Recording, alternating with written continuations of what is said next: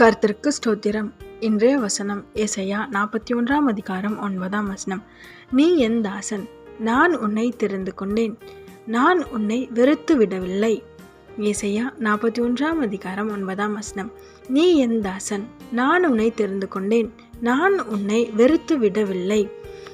இங்கே ஏசப்பா உங்களுக்கு சொல்கிற ஒரு வார்த்தை என்ன அப்படின்னா, உங்களை அவர் வெறுக்கலன்னு சொல்கிறாரு. ஆமேன்.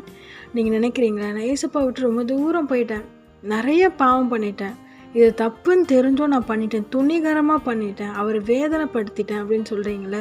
ஏசப்பா கிட்டே இனி என்னால் போகவே முடியாது, ஏசப்பா கண்டிப்பாக என்னை வெறுத்திருப்பார் அப்படின்லாம் நினைக்கிறீங்களே.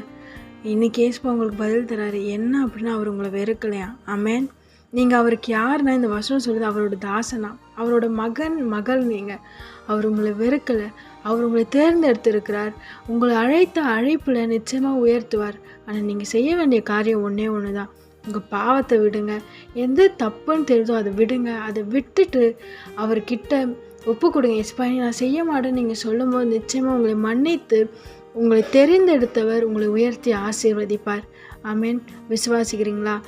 வசனம் சொல்லுது, ஒருவன் தன் பாவத்தை அறிக்கை செய்து விட்டுவிட்டால் இரக்கம் பெறுவான்னு சொல்லி. நீங்கள் உங்கள் பாவத்தை விட்டுடுங்க, ஏசுவோட ரத்தத்தினால கழுவப்படுங்க, அவரை சொந்த ரட்சகராக உங்கள் இருதயத்தில் ஏற்றுக்கொள்ளுங்க. ஏசப்பா நிச்சயமாக உங்களை உயர்த்தி ஆசீர்வதிப்பார். அவர் உங்களை வெறுக்கலை, உங்களை நேசிக்கிறார்.